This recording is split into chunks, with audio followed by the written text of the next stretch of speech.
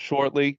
High schools are currently out on a retreat, so I don't know that we're going to have anyone from high schools, and I don't believe that they've elected a high school parent for President's Council for high schools yet. So we will be absent our high school representation, it seems like, for today. I did outreach to Lamar. We will see if Lamar is able to join. But just for interest of time, for those that are here, I know it's very busy for everyone at the start of the school year, this being the first day back for our principals and assistant principals. So we'll get the ball rolling. We'll not be able to go through minutes today, just because we do not have quorum. We do need 6 people to make sure that we have quorum. But what I do have inside of our folder, and I ask for our team members just to make sure that they go through so we can revisit it during our next DLT. That'll be like the first real official one for the start of the school year, where we'll go over who the chairperson will be and such for the 2024-25 year. But just in the event that we do need to check in on our bylaws, make sure that we review them, and everyone is aware of what the expectations are for DLT meetings moving forward. So they are here inside the folder. I do ask between now and the next session that everyone has an opportunity to review them. But other than that, welcome to the folks that are on. I appreciate you guys being here, and we will call this meeting, although it will be not a full meeting because we are missing folks. We will call it to order. And welcome, guys. We are at the start of a brand new year. I'm excited to begin the year. Today, we're going to go through a couple of things, and one of them, most importantly, is going to be our district data, so that we can take a look at where we stack up right now, moving into the start of the school year. So we'll have a few minutes just to review. We'll certainly get more in depth as the year goes on, but we'll talk about how it kind of brought us to our goals for the start of this school year. But first and foremost, that's something that I do want to make sure that we do every meeting, and we're going to go over norms and such too when we do have the entire team, so that we're all slated for the same type of mindset. But just before we go, we have a small group here, but just something exciting maybe perhaps that happened for you over the course of the summer, something that you want to call out, and something that you're excited about heading into the 2024-25 school year. So if we can take a moment just to reflect on that, and then if we can just do a quick open that mic and share out, that would be awesome. So just take a moment to reflect on either of those two things, and we could get the meeting started. Well, I could say I'm super excited about the fact that our construction is winding down. They're starting to take out the scaffolding. We can open up our yard again. That happened over the summer, and it was very exciting for me because it's been a long road. I'm also really looking forward to improving our school-wide data. I love a challenge, and it seems that at PS 120 we have a challenge that has been laid out for us. So we've been working really hard, and maybe we have to change a couple of things that we're doing. And that's what I've been thinking about for the last 2 weeks, even though that was my 2 weeks of vacation. I will never take those 2 weeks again. Vacation and test scores are not something that go hand in hand. So it's unpredictable when they're going to come out, Rob. Yeah. So I hear you, though. You could try the 2 weeks earlier than that, and then they'll hit you up with getting them out in early August instead. But thank you for that. Yeah. Anyone else, Gus? You want to say something? Yeah, it's hard for me to believe and accept, but this is my 21st year in supporting Community School District 25, and my 40th year, starting my 40th year in the DOE. It's been an honor and a pleasure, and I look forward to being with you another academic year. Thanks for that, Gus. Anyone else share a little bit, something they're excited about, something in their reflection that they had over the summer that was exciting? Yeah, go ahead, Eden. So July, obviously, I took on the position for this year of president for CEC, which is new, exciting, but new. Lots to plan for the year, and got a lot of upcoming changes that we are dealing with. So we've been doing some interviews with that, hopefully to get an administrative assistant again. But I think just really enjoying this last couple of days before the kids do go back. Right now, I'm actually in Washington, D.C. Yeah, go to So that game. we're going Let's to a go. game Aaron tonight. Judge, let's go. So yeah, I think those would be my things. So I just called it out, but Eden's going to the Nationals Yankees. Is it today you're going? Yeah, tonight. So to the Yankees Nationals game, Aaron Judge is absolutely on fire. I was at the game yesterday, so we got to watch the back-to-back home runs. Matthew and Emily were super excited. It was Good it game was to a be. really great game to be at. Yeah. He's been incredible. There's no doubt. Anyone else, even from our team? I know that you guys are in just as observers, but anyone want to quickly share out something exciting?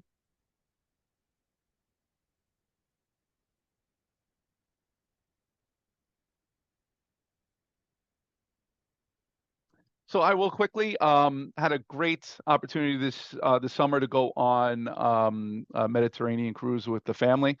And, you just marvel at some of the, the history that, that exists in, certainly in Europe. And, just the, speaking with someone today, just the architecture and, the fact that the things that are within the areas of Rome and Spain that have been there for hundreds of years that are just so amazing and awe-inspiring. So it was pretty cool to do that with the family and connect with the kids on that. And for the most part, they were connected. There were a few moments of sitting on the sidewalk like, dude, when is this over? But for the most part, they were connected with with the scenery and such. So it was a pretty cool experience for us to do as a family. And heading into this year, I have some mixed emotions. One, excited because we started another year, and getting to do that with such an amazing group of people. Couldn't be more proud of our principals, our assistant principals, and our teachers for the work that they do every day. And at the same time, I know that they are eager to jump in because we didn't get necessarily the results that we were hoping for.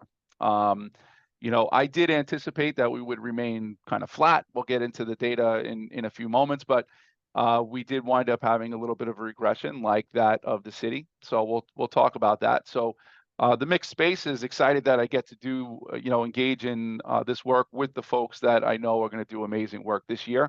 But also at the same time, have that sentiment of, what we didn't do as well as we should, which always kind of puts that added kind of space of not feeling so hot in it. But I know we have amazing people, and we're going to have an amazing year this year just because I know how much they put into it every single day. So I'm excited to have a bounce back school year this year with our team. So really pumped. So Mike, just going through. if I Yeah. may, Yeah, of course. you're absolutely right about the scores, but I also have to point out that you maintain your number 2 spot in Queens North. You're still the second highest district in Queens North. And I haven't done the calculations, but that probably puts you in the top 5 in the city of New York. So sure, things can be improved. It's not the result that you expected, but you're still one of the best districts in the entire city. Yeah, 100%, Gus, and I appreciate you saying that. And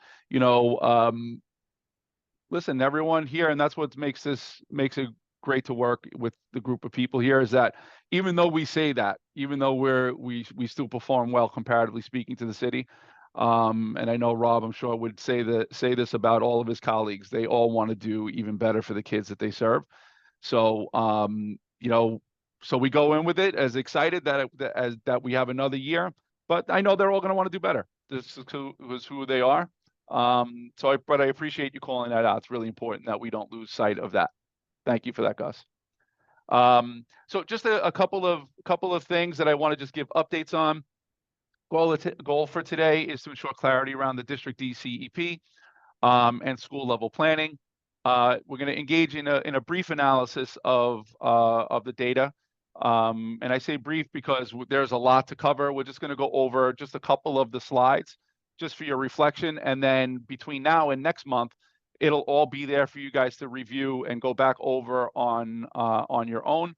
And then we can come back together and ask any other questions that you may have based on what is surfaced. And then we're going to set some expectations aligned to our priorities and key levers for improvement that I currently see and would love your feedback on as we go through. So just setting the expectations for a strong foundation for opening. Just getting the year started, you know, getting our staff, our students, our families excited to begin the start of the school year.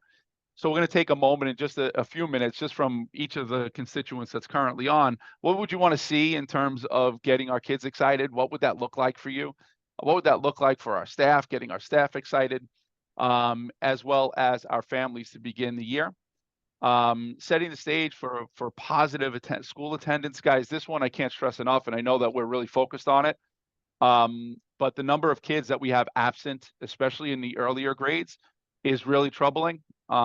Even though we've made improvements, we still have to do more there, especially pre-K through 3. Pre-K was really, really high, and you'll see that in a few moments. State of the school, we want to make sure all of our schools do that, celebrate our successes, because there are successes inside of this. And also call out the things that we need to call out in terms of improvement, right? Those are some of the things that I'm hoping that we do to get the school year started. Talking about CEP goals, AEP goals, that'll be something that our principals do. Strategic use of funds, this is something that's important. Our schools do have a lot of money coming to them, and that a lot varies from school to school. Some a lot is $1,000, others is you know, 100,000 for their schools, depending on the number of kids with temporary housing. But how do we really use that money really, really well? And just to announce that we will be getting an educational administrator for special education, waiting for approval on that. And this is particularly in the space of instruction. So we're excited about this, something that our principals have asked for. So we're looking to add that to our team, and they will hopefully be starting within the next month or so. We're just awaiting approval for that, but excited about that. Just a couple of quick announcements. Summer reading. We did draw 6 names. We have 6 kids that participated in our nurturing our roots with summer reading. We did draw the names. I did put out a video of us as a district. Thank you to Lewis and Marissa for gathering all of this information. But we do have a number of kids that put in a series of entries of them reading their books, either individually in a nice cozy spot or reading with their parents. So I'll be personally visiting those schools with just little prizes for our students in the name of backpacks with some books inside, and we'll be sharing that within the first couple of days and weeks with those students. So congratulations to them. Back to school literacy nights. These were really exciting opportunities for our families, albeit we did not have tremendously large turnouts. But the families that did come were very appreciative of the opportunity to meet with our schools. So part of this is something that we're going to encourage all of our schools to think about. We did a viewing of The Right to Read.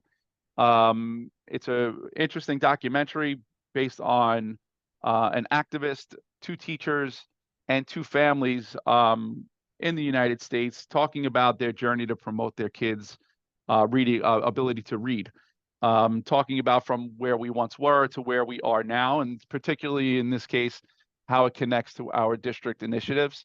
And it was followed by a family workshop and a book giveaway. So it was really, really nice opportunity, and we did have translation support there, and that to me was the most important part, as families were able to communicate in a language of that best suited their needs. And they were able to ask questions and provide opportunities for them to get an understanding of what we're doing inside of our school. So this was really cool stuff. Just a couple of other quick announcements. Back to school enrollments. As you guys know, they're not here at Linden Place. They are at 24Q13. So those that are looking for the Family Welcome Dr. Mike, Center. we can't see your slides. Oh, no? We're saying, yeah. Can you start That's over? why I sent a message actually to tell him. Sorry. I Oh, was I didn't running know that. around and I just got back to my desk and I was like, oh God. We saw your I guess the other screen. It was like a blank I didn't, desktop. sorry, guys. Can you All see right, that? start over. You don't see that, Lewis? Now we do. Yeah. Now we see it. You're good. Okay. Yeah, I don't know why that happened. Sorry, guys. So back to school enrollment. Family welcome centers are at 24Q13 through September 13th. So those that are looking for access to the Family Welcome Center, that's where they'll be for anyone that needs enrollment. For any of our kids that are in a zone school, they don't necessarily, they can go right to the school for enrollment if they are entering their zone, but they do have access to the enrollment office. They can make appointments. So if any of those scenarios come true for any of you that you need to direct folks, all the information is here to direct families accordingly, so that they can get their seat in their in the school that they are seeking. And if they're not sure, they do have access to the Family Welcome Center to ask those questions. That's basically all of that. The last part, this I'm really excited about.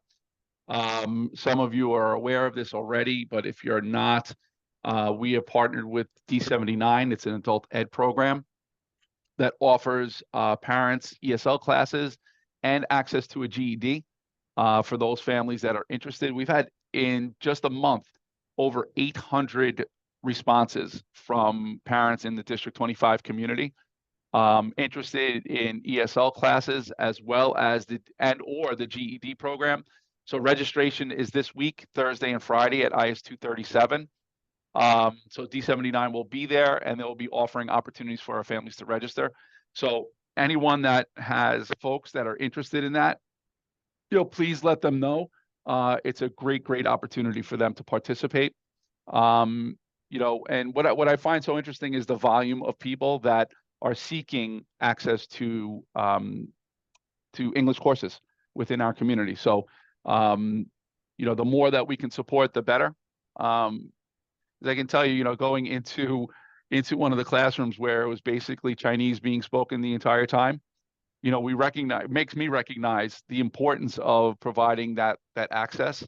Because as an English speaking person with Chinese being spoken all around me, it makes you realize the importance of access to language and the things that we can do to help.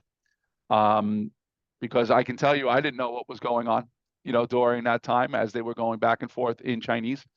So I did need that connection with English after that translation had been done, so that I can have a better understanding as to what parents were asking. But needless to say, super excited about the D79 adult program. So if you know people, all that information is here and accessible to you. Okay. So priorities and align data. So what you'll see here over the next 6 slides is our district goal. I'm going to just flash them up real quick. Our district goals across priorities, right? And the aligned data that supports them within each one. So there's a little link here that'll bring you to the priority data for each of these goals. And I just have to make sure that I granted access to all of you. I will double check that and I'll fix that before the end of the session, but I will open it up just to each of these individual spaces so that you can see why it is that we're targeting what we are targeting. So in D25, for our priority for our kindergarten through 2nd graders, the goal was that by the end of this year that we would be at nearly 63% of our kids reading on or above grade level. We wound up getting to 59% by the end of the year, which means we did not meet it for the all students subgroup. For our Hispanic learners, the goal was to get to around 47%. We got to under 43%. So we did not meet it for this particular group. And for our Black learners, the goal was to get to 53.69%. We did meet this particular goal and got over 55% of our Black learners on or above grade level across kindergarten through 2nd grade. So we did meet that expectation for those goals. What I do have remaining here, and we're not going to go necessarily through this, you can see what the grade by grade comparison is across subgroups, just so that you have the knowledge of what that looks like for District 25. This is a springboard into expectations for goals for next school year. So the goal that we have is to continue that work, but we're really looking to promote this the space of use of decodable text. You know, and a lot of what you're going to hear this year is this idea of making sure kids have opportunity to practice. You know, the more practice that our kids get inside of reading, the better off they will be. So teacher teaches a lesson, kids have opportunity to practice what it is that they've learned in a text that makes sense and that's aligned to those skills. So what we have seen over the course of the year is that the use of foundations has been really successful. But coupled with now what we want to make sure that we're doing inside of our classrooms is that once those lessons are done, that we're giving kids access into some of those decodable texts to practice what they've just learned from their teachers. So we're building in time and space for that inside of our work. That's what this highlighted part is for, so that we kind of emphasize this idea of the strategic use of decodable text. That's something that we're looking to do to help build our kids as readers in grades K through 2, but also for kids that might still be struggling in the upper grades as well. So we're just being mindful of the importance of use of decodable text for our kids. Priority 2, I'm going to come back to. I want to get into priority 3. This is where our New York State data lies. Let me just share so that those of you, make sure everyone has access to this. Whoops. Anyone with the link? All right, I'm going to put this in the chat because I want everyone to have an opportunity to look at this information.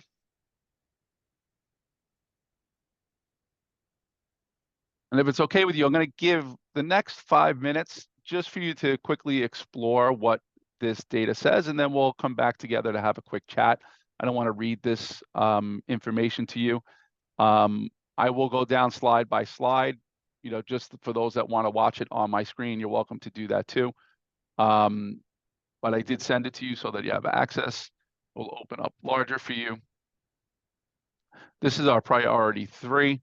Our overall information is here. You'll see iReady versus New York State. Those were the goals that we set, and whether or not we met or did not meet them.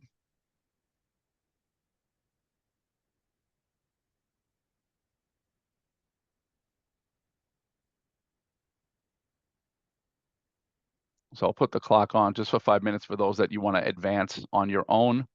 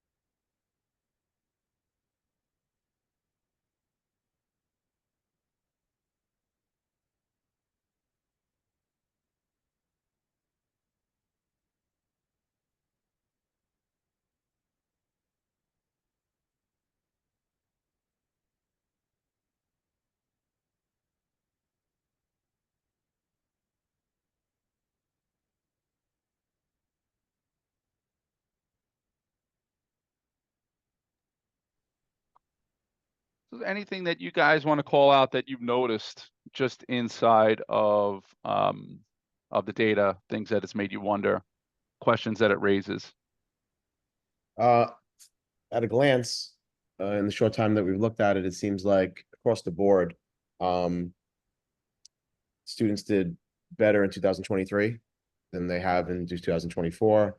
The disparity between the subgroups seems to be the same in many cases, but everyone seems to have increased ones and decreased fours between 23 and 24. Yeah, thanks for that, Rob. Any other noticings?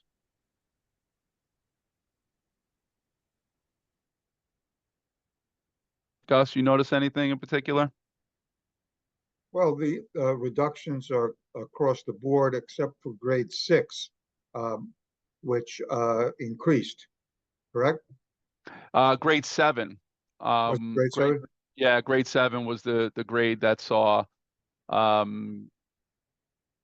improvement comparatively speaking to other grades. It was at a higher rate than previous year's grade 7. Yeah. Yep. I think the grade level that has me most concerned, and things that we're gonna have to look at now for grade 4, was our grade 3. Grade 3 across District 25 saw the greatest change in performance. And this is concerning because it's now a multiple year trend of decrease from where our third graders have entered the New York State assessment. So this year, third grade was down 8% from where their starting place was last year. So last year they were just under 60%. Grade 3 was a little over 52 this year. But you're saying that this is a trend from 3 years. So back, I want to say the 18-19, we were in the upper 60s. So this is now bringing us to the 21-22 data. I don't lean on too heavily. That was the first one after COVID, and I think that kind of had its own space of not everyone took it and all that stuff, so it wasn't as reliable as 22-23 and then 23-24. So from 22-23 to 23-24, there is this trend compared to what 18-19 was, where the data has the starting place for kids is different. See, that's an important point. You will, I'm sure, have a lot of lively discussions at the next superintendent's meeting.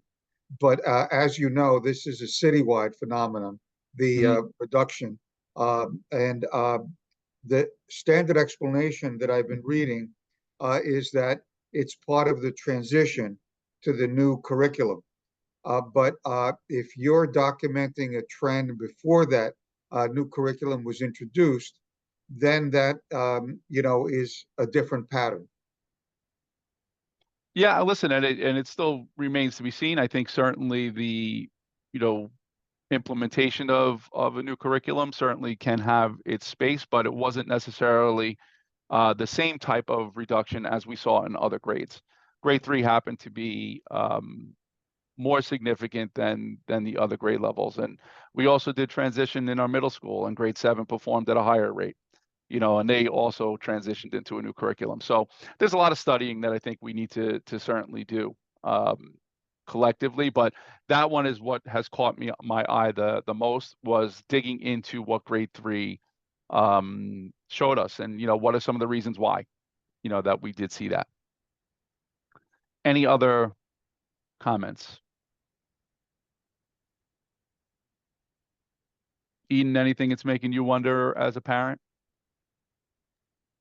No, I mean, seeing some of this a bunch now, nothing that really stands out different. Okay. Yeah, and I think for us as a district, it's the city did have a slide. There's no doubt the state had a slide as well, which is also important to note that the whole state didn't go in through a transition of curriculum change, and there was a slide statewide. But I think for us, it's important to recognize what's going on with those earlier grades to get a little bit of an understanding, because those same kids, and Rob will tell you, those same kids are the ones that are now in fourth grade. So you not only worry about the incoming third grade, now you're worried about the fourth graders that were, in third grade prior, right? So how do we kind of elevate and escalate their work too at the same time? So those are big conversations that we'll be having at the district level, but also at the individual school level. Okay. So for us, in terms of this priority, we landed in this idea of 5% increase to 10% increase for our Hispanic, Black students with disabilities and ELs. And the one thing that I really think is important to call out, which you won't see in there, and the reason you won't see it yet is because they haven't released the L part of this data yet. Right now we have for all other subgroups but our English language learners, so we're still waiting on that. But what I can say to you is there is a very big difference between our Hispanic learners and our Hispanic L learners. The performance is completely different. So we have over 1,000 Ls that are also Hispanic that did not perform nearly as well as our Hispanic learners. And it is pretty significant. Once they release the overall information, I will share that. And the reason I say that is because as a district, we're going to be working and paying very close attention to how our work is impacting our English language learners. Because you guys know we have a huge percentage of our kids are ELs. It's upwards of 27% now. And we have to continue to work to make sure that we're building those foundational skills as well as their ability to comprehend this complex text that's in front of them. So it's an important piece of data that I will share once it's finalized. So we have a clearer idea as to our general education Hispanic learners, comparatively speaking, to our L Hispanic learners, because it tells a story that needs to be shared with our community so we can help continue to uplift. Gus, it looked like you had something you wanted to say there. No, No? Okay. Okay. For math, similar. I'm going to put the data up for everyone to see in mathematics. Now, math, we did have a little bit of a different story in terms of overall performance. We did improve. We did not necessarily meet our goals, but we did see improvement from year over year. I will put on the clock again. We'll put on for 5 minutes. And I will advance the slides for those of you who can't do that on your own so that you can see what it is that happened. Just for clarity, the top part you'll see was the iReady end year target versus the state end year target for each of the targeted subgroups and whether or not we met the 5% goal that we were striving for. Mike, on the L issue, Yeah. it occurs to me that this data makes it even more important that the district monitor those schools that have 30 or more, which is the majority of your schools, and have those supplemental plans, the Title III portion of the CEP, and the effectiveness of those supplemental services, because that's something that probably is crucial in assisting those students with additional resources. Yeah, I agree, Gus. Thank you for pointing that out. Yeah, it's super important. And the vast majority of our schools have 30 or more else. It's just our reality. Right. Even schools in the past that did not have the volume of of multilingual learners has changed over the course of the past couple of years. So it is something that, and some schools more than others. I know Rob is basically a school of ELs. The vast majority of his students are English language learners. So it is something that we're focusing, right? Yeah. But yeah, I'll keep advancing the slides, but that's important, Gus.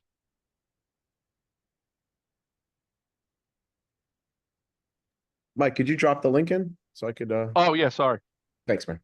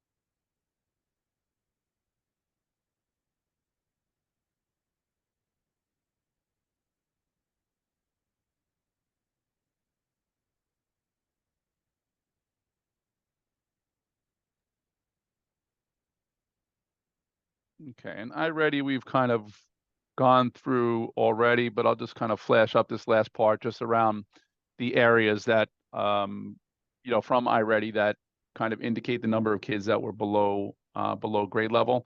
And moving forward, we'll start showing you just kind of the comparison when our kids do not have number sense in operations, how that impacts the other areas as the year goes on, and we'll kind of lean into that more as the year progresses. But it is something that is important for us to connect on for sure.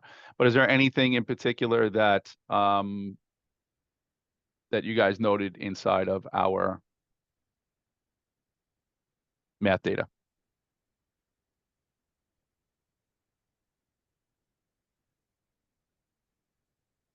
Well, Mike, it looks like the middle school level, like in ELA, had the highest increase. Is that correct? Yeah, so middle school did show more progress. Particularly grade 7 had a good year, comparatively speaking, to the other grades. Grade 8 saw a little bit of a decline. Remember, grade 8 is about 900 children taking that. We have 1,300 kids take the Regents. So that is not the full story. We had 90% of our kids pass the Regents this year. So it doesn't tell the whole story there. Grade 3 again showed a decrease from where they had been in the past. So where the starting place for grade 3 is different in both reading and in mathematics. I'm looking at the gap between the Asian scores and the Hispanic scores as we're trying to close that. PS 120 is basically 99% either Asian or Hispanic, so I always gravitate towards that data. While everyone did a little better, the gap between 2023 and 2024 only closed by 1.1%. So I don't look at that as necessarily a win. It's for all intents and purposes, it hasn't closed. It's the same. So so yeah, that's what I've noticed.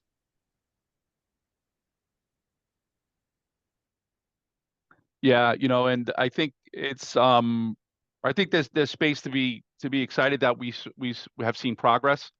But at the same time, it's just the way that we're kind of built, right? You see progress, but you want to be able to do more.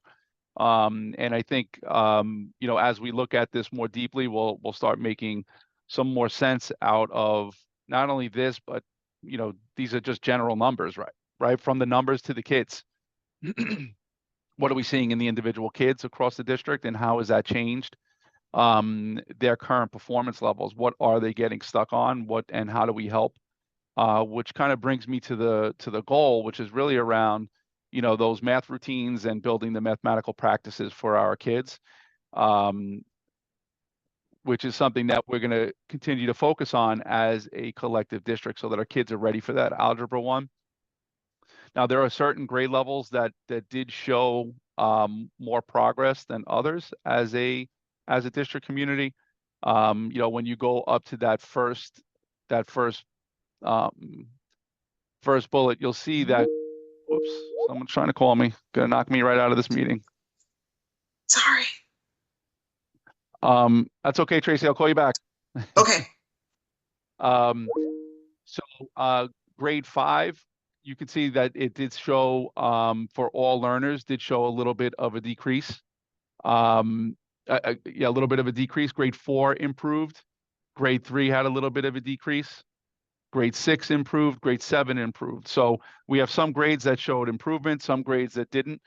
So it's about connecting with that information, and then side by side, kid by kid, because sometimes it doesn't tell you the whole story. We might have had kids that joined us late that weren't part of our school community, but now they're testing, and it equates to the overall performance of the school, but it doesn't tell you the whole story. Each individual kid tells you a story about how they've progressed.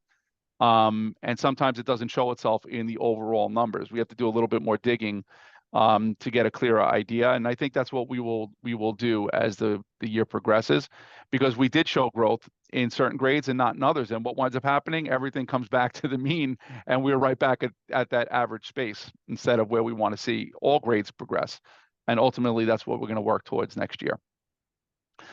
Through this flexibility of getting an understanding of mathematics. And this is something that, as a district, we're going to be studying different programs this year.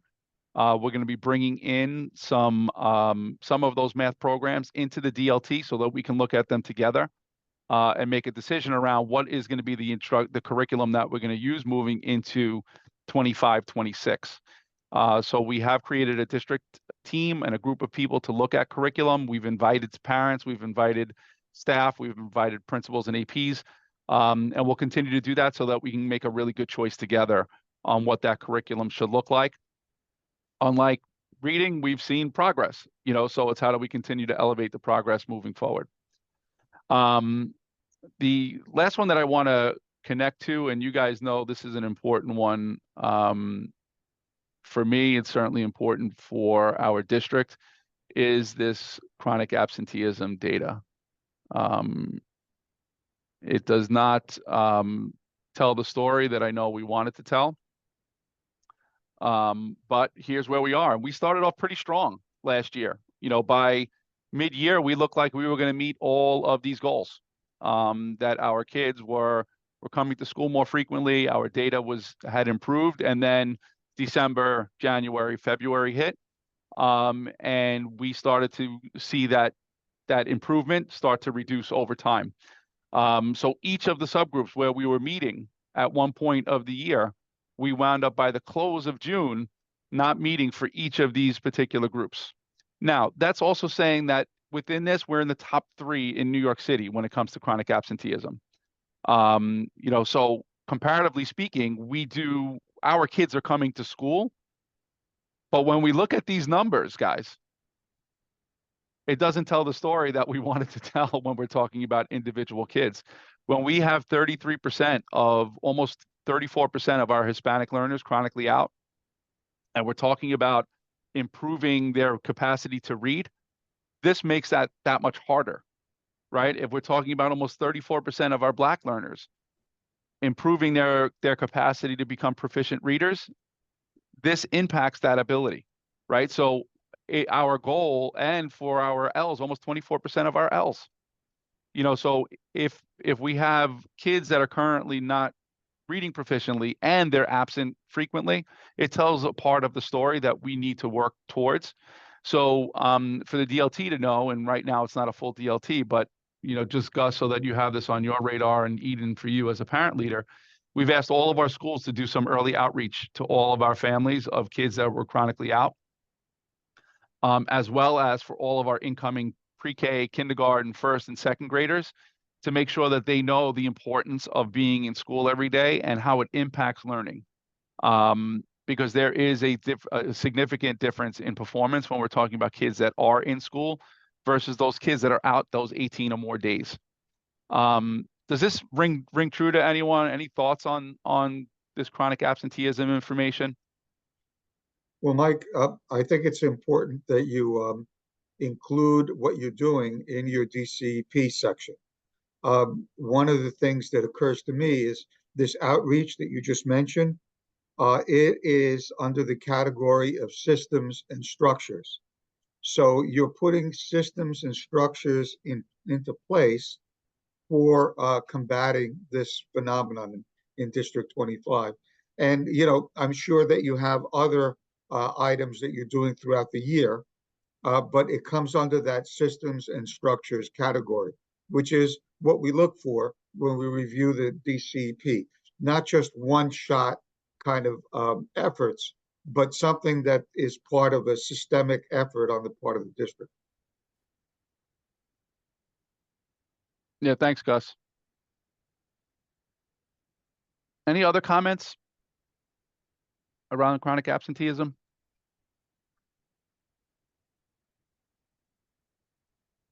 It's something, Mike, that we are focusing on this year from a parent point of view.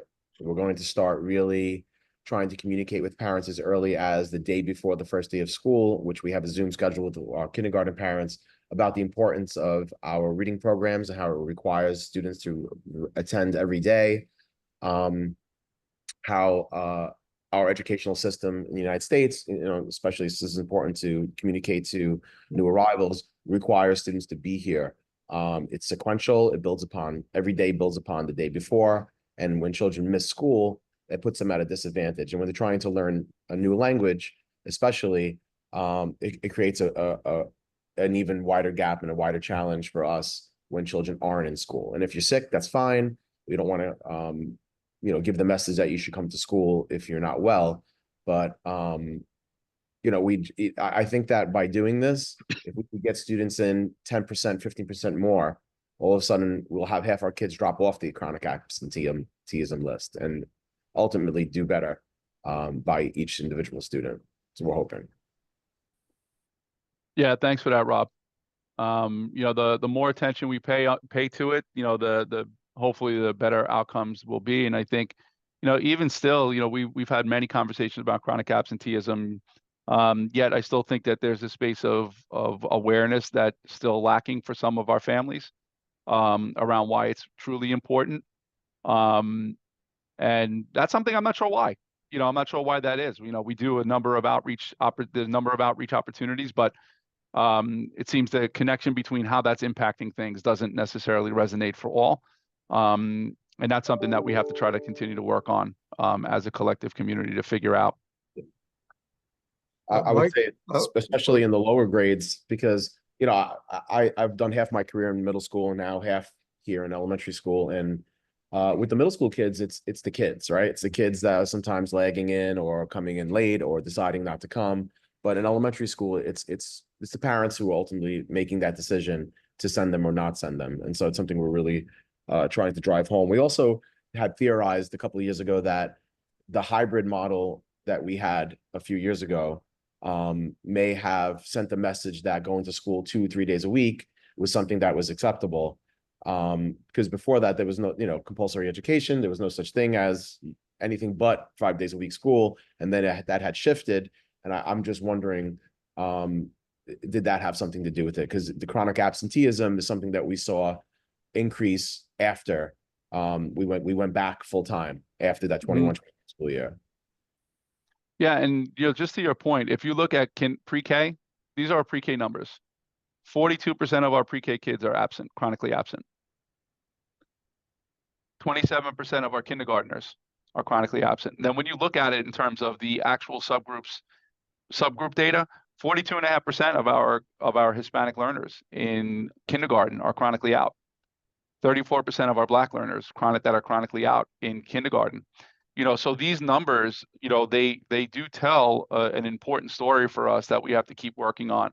And, when you tie that into the overall reading performance and math performance, there's a correlation. There is a very clear correlation between those two. So, we will have a district type of chronic absenteeism plan for schools to review and replicate as needed to support this. Coming from kind of the best practices from Attendance Works. So we will share that with all of our schools so that you guys can review it and take a look at, and maybe things there that you are already doing, say, check that box, we got that going. Maybe some other things that schools aren't. So we'll make that accessible to everyone just to kind of support planning and work through the school year and use as a tool to support next steps. But Gus, you were about to say something. Yeah, given your demographics and what you're pointing out here in terms of subgroups, it's especially important in your systems and structures to make sure that you're taking cultural factors and foreign language factors into account in terms of ethnicity. So it's not enough to sort of put the same structures in place for all subgroups. You might have to differentiate some of the efforts you're making according to the culture and the language and the major countries of origin of particular subgroups in order to appeal to the parents. To Rob's point, it's at the elementary school level, it's the parents. It does not surprise me that the numbers are high at the pre-K level. I have a grandchild in preschool, and one of the first things that the children share are germs. And I have to tell you, he comes, home um, frequently with all kinds of viruses that he's picked up, and the parents struggle to make sure that they don't send him to school while he's still sick. So, there's that aspect at the very early grades that might be a little different from the upper elementary school grades. But the cultural piece, I think, is extremely important. Yeah, agreed. Absolutely. The one of the last two priorities that we have, one is around parent engagement. Our data around parent engagement is always pretty good as a district. The goal last year was to increase by 2% on the school survey. We did that. We went from 86 to 88% of our families feeling like they get invited to workshops. We still want to continue to improve upon that as a district community. The one space that we want to see improve is around the progress that parents feel like they're receiving, those progress reports. So 85% of parents indicate that they receive progress reports on their kids. We do want to improve on that. All of our parents should know or feel like they know what's going on with their child's academics. So the goal is that we improve upon that as a district community. We really think about what are those progress reports that we're sharing with our families to make sure that they are up to speed. And that includes doing quarterly events that are connected to reading, connected to social emotional learning, connected to mathematics as the year goes on. The district was identified by Columbia University. They did a study. They tapped into 3 or 4 of our schools as well as myself, and they created a parent guide, which will be shared with all of our schools, or has been shared with all of our schools already, kind of detailing how we kind of engage our families within this context of New York City Reads. Pretty proud that our schools were identified to kind of serve as point people for that cause, and we'll be sharing widely what those findings were and the pathway that they created from September all the way through June in terms of resources to connect families as the year goes on. So that I will share with all of you guys during the next session. But that was done, was really nicely done by our district community with our school leaders. So big shout out to them for contributing to that. And the last one is priority 2 that I want to mention quickly. And then I want to go over some of the levers for change that we're going to be focused on as a district. So priority 2 was to reduce infractions last year by 10%. That did not happen. We did not reduce infractions. In fact, the infractions wound up getting increased last year to this year. And we want to continue to focus on that. It wasn't for a lack of trying, but I do think that our schools were very diligent in reporting everything that was going on, because that was something that I had asked. And I think that was reflected in the data outcomes that came from that information. So our ORS data last year, so our goal was to reduce level 3, 4, and 5 infractions. We went up by a little under 500 infractions from one year to the next. So this is something that we're going to continue to pay attention to as a district in concert with our social emotional learning data. So what you'll see here is the impact of what our kids have said mid-year. We're going to do this survey 3 times a year now for gathering social emotional learning information from our kids. We'll begin during each one of our windows that we have our diagnostic assessments. We're going to link into it our SEL information. The one part that I do want to add to this that is going to be a little bit different, especially for our middle schools. Our middle school kids indicate that they don't feel like peer-to-peer. There is that tremendous amount of respect for one another. Almost 40% of kids in middle school say that they don't feel like their peers respect them, respect each other. So part of this survey is going to be around connecting and gathering information from our kids. with a focus on building relationships through that Mind Up program. We want to deepen our work with community agreements this year to help support improvement in that relationship building space for our kids across our schools. And part of that, we're going to be asking our schools to engage their kids in these action projects. So when we see that they say themselves, you know what, we don't feel like we're getting along too well. Well, what does that mean for me as students? Because right now I don't feel like they have ownership over their own space. And I think they should. You know, if they're saying that we don't get along, well, what are we going to do collectively as a student group in 6th, 7th, and 8th grade to make sure that we feel better about that? It can't be just putting down on a survey that I don't feel good about it. We want them to start taking ownership over that space as learners in concert in consultation with their teachers. Our middle schools do have advisory periods. They do have opportunities where they just go through SEL. And we want to link this to that space so that our kids have an opportunity to use that voice to make a productive change in their feelings about one another.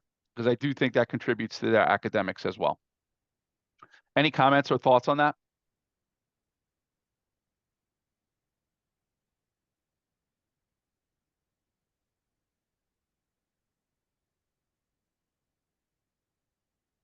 Okay. And last thing I want to go over, just some levers for change and for improvement in the district. So last year we had a couple of these elements that we've linked in here, and for me this year we've kind of changed them a little bit to this idea of use of data to support multi-tiered systems of support. That's a fixture. Aligned professional learning, the focus this year is going to be on explicit instruction that we'll be seeing and working on as a district community. But the big lever for change you'll see highlighted in yellow. And these are the cycles of learning that I want all of our schools to pay attention to. This ongoing process of getting better and learning from whatever it is that we're doing, the successes or lack thereof that we see. How do we grow from them as individual schools, but more importantly, as a district community? So the goal around our work this year is to use these particular levers of improvement as a means of progressing as individuals, but as collective schools in District 25. And one of the ways that we're going to do that, we've created a new district tool that every school is going to have access to. Doesn't mean that they all have to use it, but every school will have access to this tool, which I'll show you in just a moment. We're going to engage all principals in professional learning. We should be receiving, and I say should be because I haven't gotten the details, but Relay, and this is something that actually came from principal survey data to me, around more feedback and more support when it comes to use of data to inform instruction. So Relay is an organization that does a really good job of data-informed instructional work. And they should be coming to us. I'm hoping for 4 or 5 sessions this year, which will be really exciting. And then there'll be some district-led data chats by myself regarding the data that we get beginning, middle, and end of the year. But I do want to show you this tool. This is something that we've been working on and that all schools will have access to help support their planning and support of their teachers. And now this is something we have to go through with everyone, but it's a really, really cool tool. And what it'll have inside of it is overall space of each individual building. This is the district, what they call the district card. So it gives information just on the district in general, but each individual school will have this for themselves. And then, for example, iReady, here is what they would get in terms of iReady performance across their school. And you can see for us at the district level, here's what that looks like across on the right-hand side would be for me. And then they have these things called slicers, which allow each individual school to then kind of indicate, I want to see what this data looks like for particular subgroups. What does that look like for kids that were chronically absent? What window are we looking at in terms of the data? And it will be accessible over the course of the school year for our schools to use their iReady information. Now, what's exciting about this, and Rob, I'd love your feedback as you're looking at it.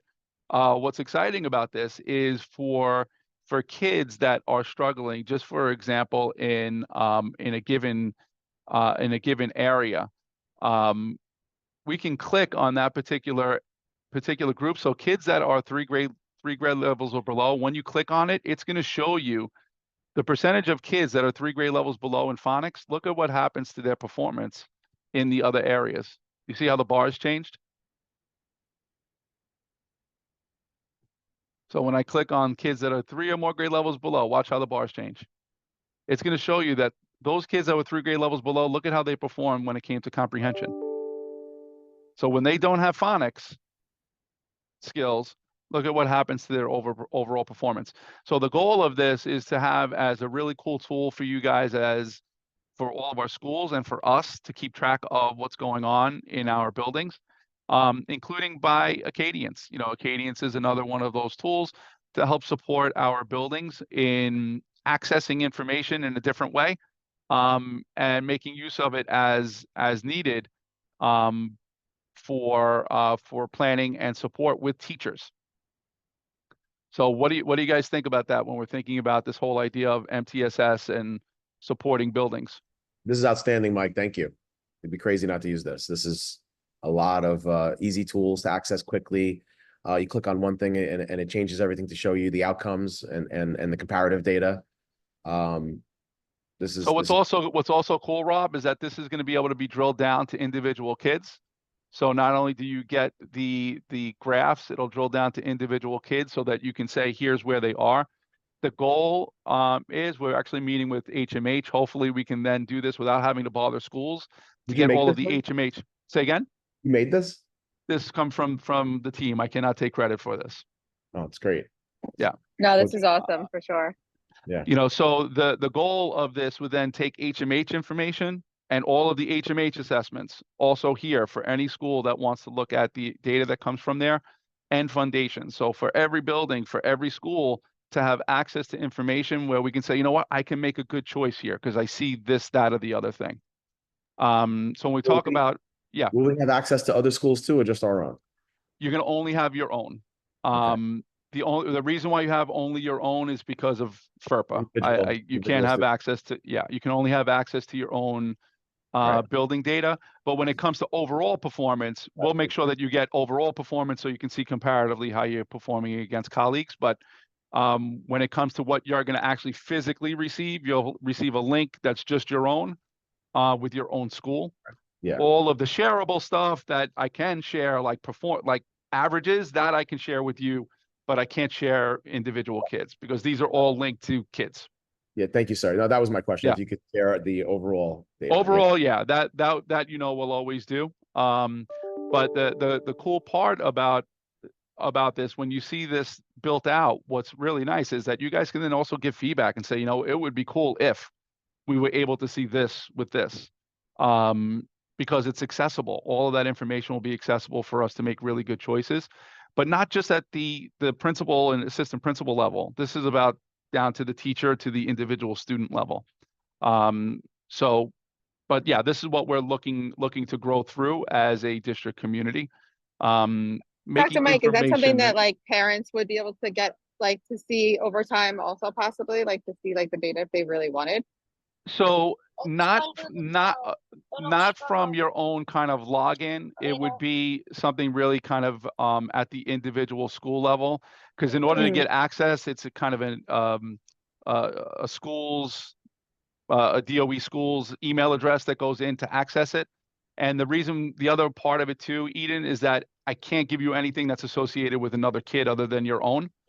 Right. So you would be able to see the overall data. So schools can make accessible like percentages, but they can't give you access to a tool that might in some way give you access to another kid, because then they'd be in a lot of trouble. You know, so no, that makes sense. I think the overall is really where I was getting at. Yeah, overall 100% you'd be able to see.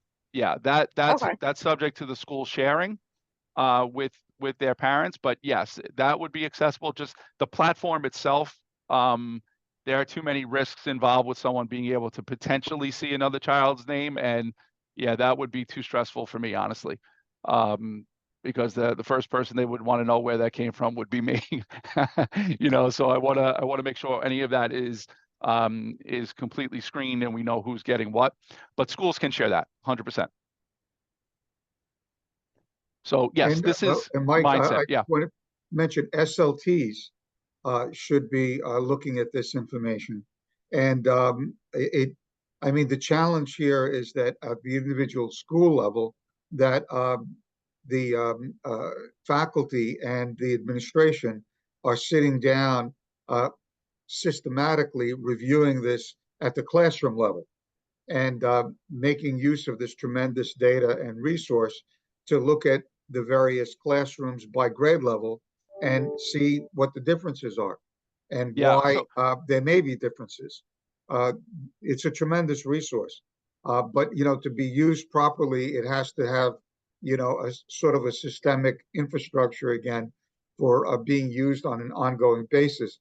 And to speak to the parent piece, when you're designing, your parent coordinators are designing workshops for parents, this kind of information could be taken into account and find its way not directly but indirectly into those you know, workshops for parents. yeah, 100%, Gus. And all of this is, and remember I said teamwork is going to be the lever, one of our levers. That's going to be the next part that I talk about here is how are we making sure that we're organizing ourselves so that teams do have that capacity to look at the information.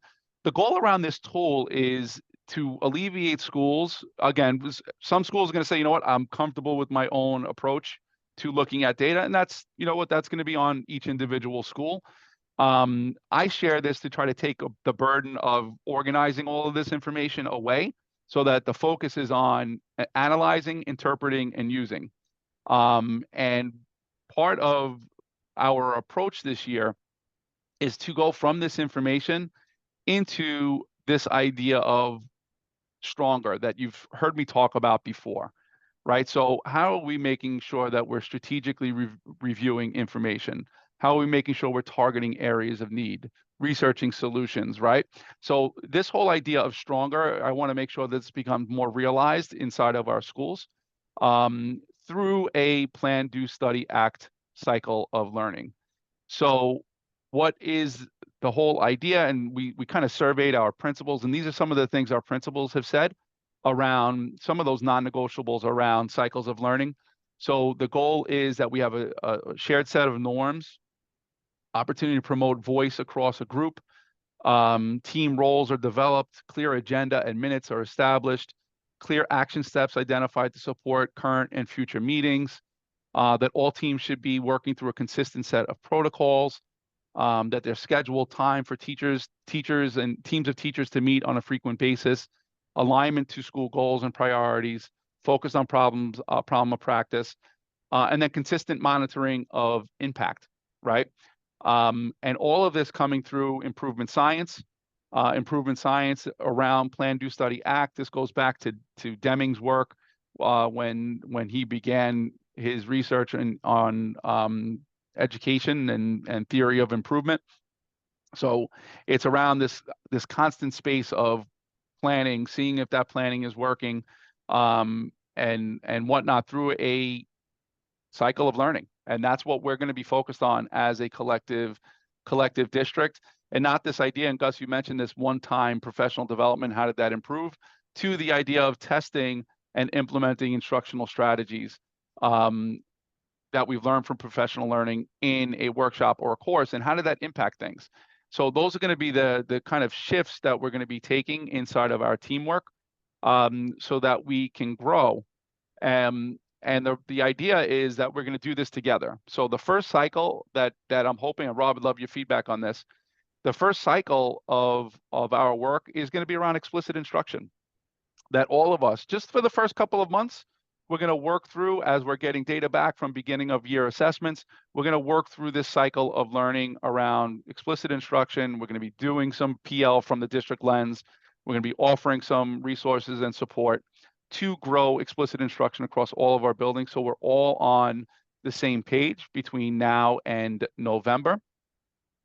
And part of that is to go through this idea of this causal fishbone type of diagram, where reading proficiency of all learners with a focus on our Hispanic, Black students with disabilities and MMLs. We know that that needs to improve. And then having conversations around what are some of the things that might be causing that curriculum-wise, planning and instruction-wise, professional learning, leadership, assessments, students. What are the things that we're noting as areas of focus? And the goal of this is to bring everyone through a cycle so we norm the professional learning cycle process and build opportunities for that to happen across the school so that we can, Gus, use that tool that I just mentioned in a very, in a more productive, coherent way, using a tool and system of tools to make sure that we're analyzing data appropriately so that we can establish some really clear next steps. And that's what basically, in a nutshell, I'm looking to get accomplished, with our schools. This whole idea of plan, do, study, act. What does the data say? What do we learn about that information, and how is it going to be able to be drilled down into a theory of action? One at the district level, but then each individual school. Every school's got their own set of strengths and their own set of areas of focus. Some of them are going to be very, very similar to the district.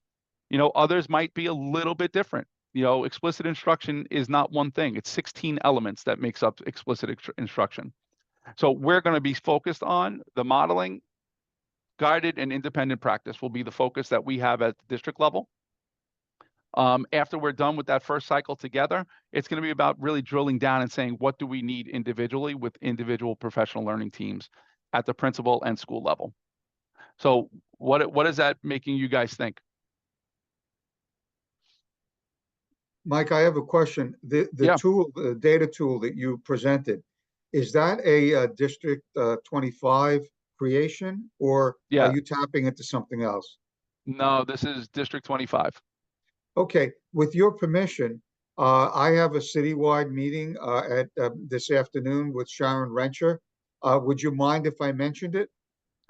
You can share that we have something that we're working on. It's not complete yet though, Gus. Okay. So you can say that we do have a data tool that we're using that replicates the superintendent dashboard, but for schools. Okay. Yeah. So it's a Power BI superintendent. So they created the superintendent dashboard for me as a superintendent to look at, but they don't drill down to individual schools like this so that schools have access. So my whole vision for this was to create something for schools to have a better view of their data. So you can certainly say that we're building out something. It's just not 100% done yet. Wonderful. But it looks pretty good already, Congratulations. though, right? It does Bravo. look pretty good already. But hey, Rob, what do you think? Does that make sense? Anything that you're wondering that doesn't make sense? No, well, when it comes to endeavoring to do anything, I love that strategic approach. So you're looking at the fishbone diagram, looking at all the things that go into possibly the thing that we're trying to improve, and then really being strategic about it with stakeholders and approaches, and really planning to do everything that we need to do before we start to do anything, right? That's always that pre-flight check-in, and really sitting down before school even starts and mapping out what it is we need to do with professional learning and culture of the school, and really addressing all of our stakeholders. This is my 10th year here, but there's been years early on where I just wish I would have done something different in September or even in August. And having the ability to map out like this and being strategic and intentional solves that. Oh my God, I wish I would have. Oh, if only I would have done this, or asked these people, or told these stakeholders, or me even asked what the kids needed, or spoke to these teachers. So I like the intentionality of this approach, Mike. Okay. Yeah, so we're going to share during our principals, kind of check-in that we're going to do for those that can make it tomorrow. Just that space of here's what we're thinking. We have a video of a classroom in District 25 that we're going to break down into each of the sections of explicit instruction for you guys to be able to then take back to your own schools and say, here's what space of explicit instruction looks like. Everyone's going to get the explicit instruction book. Every school is going to receive a copy of it. We're going to use it as our mechanism for kind of doing that research around what Anita Archer kind of includes in her explicit instruction text. And that's what we're going to do. We're going to grow together in this space, so that when you go into one school or I go into another school, whatever it is, when you visit each other, that we're coming from a common lens of what, instruction should look like, sound like, feel like. But that kind of is where we are, guys, right now as a district. We have a lot of work to do. There's no doubt. But like I said at the start, there's not a better group of people to do this work with than what we have here in the district. So I'm excited about the year and what we're going to be able to get accomplished. So that concludes my my report. Gus, anything that you want to bring forward? Yeah, a couple of just pretty much updates and reminders. One thing that I want to mention is later on this week, I'm going to get a new version of the DLT and SLT calendar with the agenda items. So again, Central is trying to take the guesswork out of both for schools and for DLTs of what should be on the agenda on a monthly basis. So I'll be rolling that out, I'm sure, for the September meeting. I have a meeting later on this week where they're going to give us the citywide agenda items for September DLTs. The other item that I want to mention is I sent out a reminder to all of my districts about the iPlan portal tiles where SLT monthly information has to be put in and PAC information has to be put in. Related to that is I sent out a report that I got from Central to all the SUPs, the goals report on CEPs. Late on Friday, I received from Central some other reports. I haven't looked at them yet. It's on my list of things to do in between meetings today, and see how useful those reports are and send them to all the SUPs in Queens North for an additional resource for your CP work and DLT work. The rest is just reminders. September 5th, the schools are supposed to receive their feedback formally on the CEPs and begin working on it.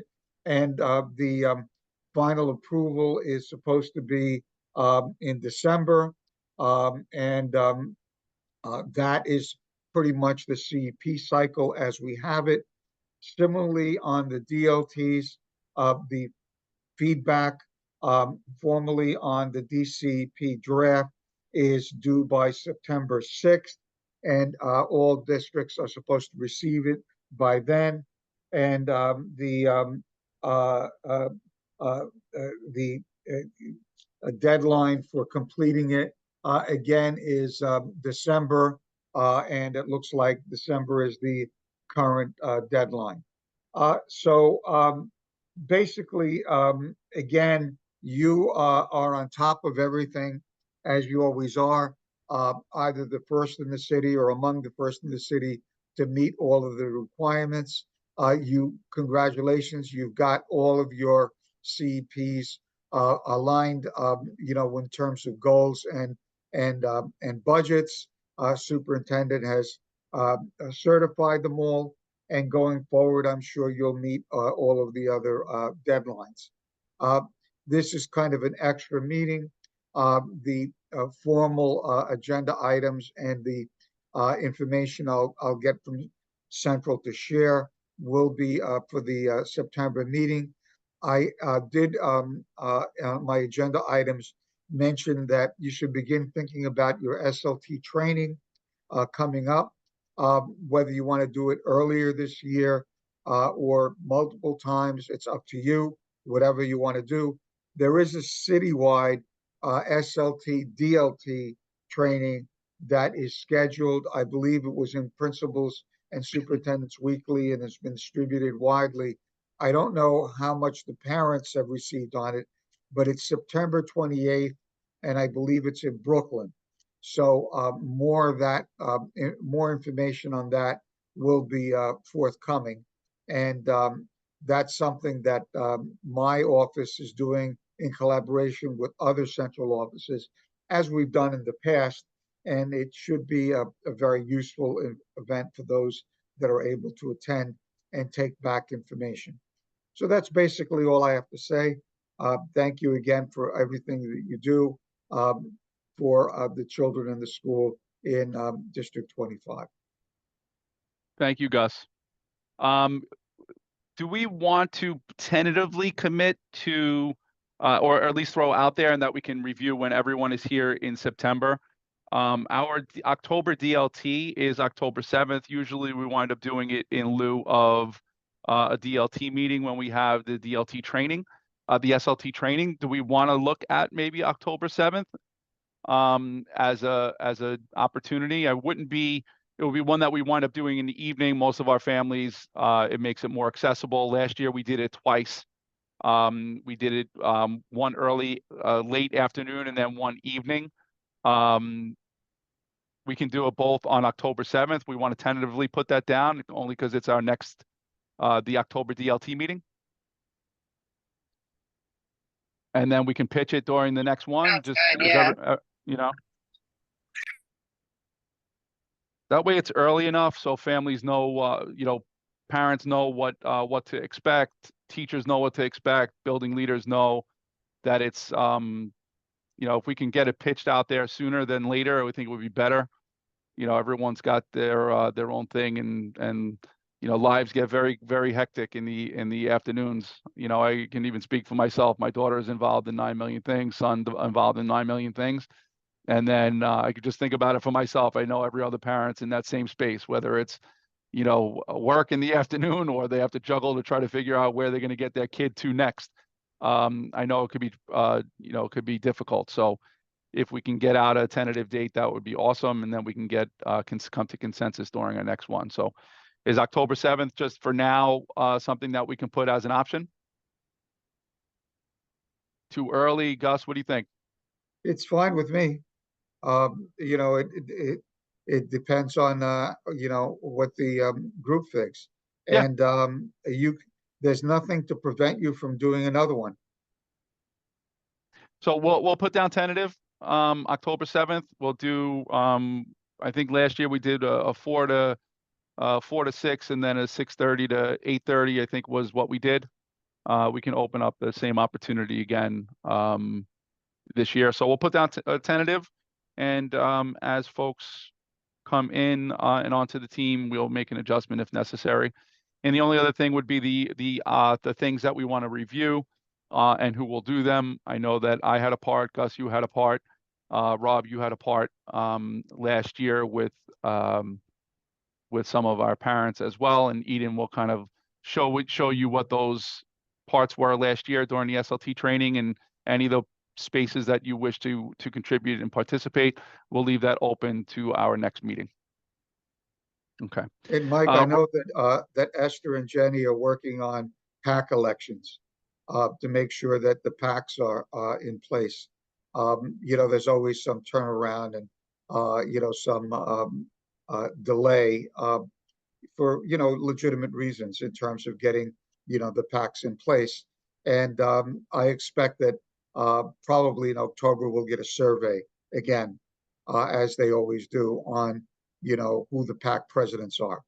Yeah, I know Esther was on that already. I think we were in a decent place. I think there was only a couple of spots that were a little bit concerning going into the start of the year, right, Esther? That's correct. Yeah. You're on it, Gus. I think for I the most know. part we're in a good space. I think there was just 2 schools that had is it even 2 anymore, Esther? I think we only had 2 places that were Correct. concerning. Yeah. So yeah, we'll get that all squared away for sure. Rob, anything that you want to call out CSA wise? Just to say that we're excited as a community to be in District 25, especially that basically all of the positions are filled this year. Unlike last year, we had so many C30s, we had so many vacancies. We had I know, it's do a lot of true. work. Yeah, it's true. Looking forward to our second year with our awesome new superintendent. Hopefully you found a deputy to help your life. Because I can't believe you Uh, did that last year all by yourself. yeah, hopefully soon enough, Rob. Hopefully, Yeah. So fingers crossed. the future seems bright, looks good. Everybody's enthusiastic. I've spoken to a lot of my colleagues over the summer. Everybody feels good, recharged, ready to really tackle. The data didn't look great, but we're all looking forward to as a community coming together to address it. Yeah, and you know what, Rob, and that's something that certainly I'll lean into you for too. And I know that it could be frustrating, it could be upsetting, it could be disappointing, all of those things. But for everyone just to kind of have the idea that this is where we are. I can't do anything about turning the page back to say that, we could have done this, that, or the other. It's what it is. That's where we are right now, and let's move forward like we know we can. Because otherwise you wind up beating yourselves up over it and over and over and over, and that's not healthy either. So if you feel like any of your colleagues are in that space, let them know, we're all going at this together. Yeah. I mean, it's a healthy, I think, amount of enthusiasm, and we're not despairing, but it's kind of scratching our heads. It's also rumored that PS 79 and George Carter did the best, and so we gotta make sure we address that. Well, I'm sure Mr. Carter will have no problem in sharing that with you if that's the case, Mr. Marino. Where do these things come from? These rumors. I don't know, man. Oh my goodness. I see it on the I think interwebs. George is leaking rumors on TikTok. I think Oh so. my goodness. All right, thank you for that, Rob. Anything else? Anything else you got? No? Okay. Eden, anything President's Council? Excuse me, CEC? No, just our next meeting, September 11th, 7 p.m. That's about it. Awesome. I don't think we don't really have the rest of our constituents. Esther, Dr. something you Mike, want to share? Rachel's on vacation, Monique's on vacation, and Yeah. Mr. Rachel's in a meeting he couldn't join. Yeah, no, it's tough. July and August are always a tough time to get everyone back on the DLT. We'll start fresh in September with the whole team, and then we can also decide whether or not we want to have a balance between in-person and remote. I do think it's nice to be able to come together the way that we did at the end of the year, to see one another, so we can talk about that too. I know this is easier so that we don't have to necessarily leave our space and be able to get on a meeting, but maybe perhaps we can find a balance between the two to connect, even if it's mid-year, just to do a mid-year check-in, little celebration too at the same time.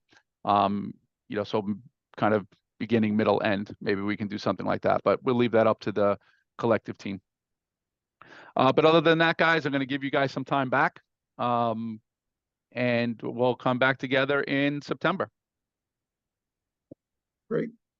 Louis, if you get a chance, I know you've probably done it already, but send me a list of all of the upcoming DLT meetings so I could put them into the central database. You got it, Gus. Thanks.